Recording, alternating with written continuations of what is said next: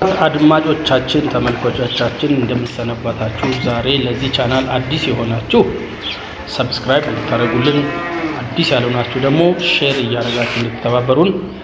የማህፀን ምርመራ ማለት በሁለት አይነት ሲከፈል፣ አንደኛው የመጀመሪያው በእንስሳቱ ደንዳኔ ውስጥ በማስገባት ጽንስ ያለበትን ደረጃ በመለካት የሚደረግ ምርመራ ነው።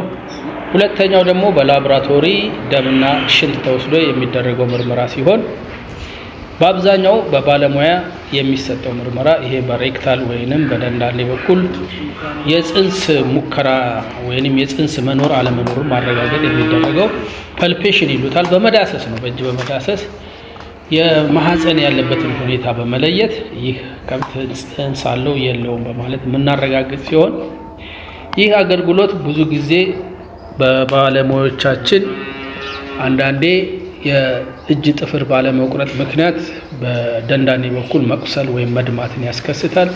በጣም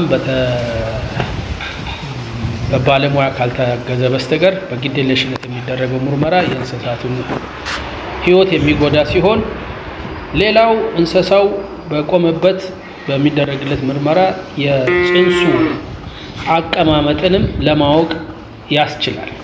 ከፍ ያለ ጽንስ ከሆነ ይህ ከፍ ያለ ጽንስ ብዙ ጊዜ ታጥፎ ከሆነ ተዘቅዝቆ ከሆነ የመጣው ከ8 ወር እና 7ኛ ወር ላይ የሚደረግ ቼክአፕ ነው። በዚህ መልኩ እንስሳቶቻቸውን ያለውን ጽንስ ማረጋገጥና ማስተካከል የሚችሉበት ሁኔታ ነው።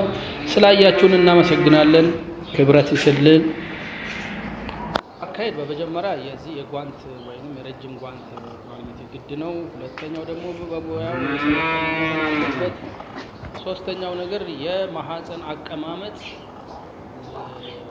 የሚያቅ ባለሙያ መሆን አለበለዚያ ጽንስን የማስወረድ ችግር ሊፈጠር ስለሚችል ማናቸውም የከብት አርቢዎች ለዚህ ጉዳይ ባለሙያ ማማከር እንዳለባችሁ ለመከራችሁ ፈልጋለሁ። አመሰግናለሁ። አሚም ሰብስክራይብ፣ ላይክ፣ ሼር በማድረግ ይህን ቪዲዮ እናጠናቅናል። እናመሰግናለን።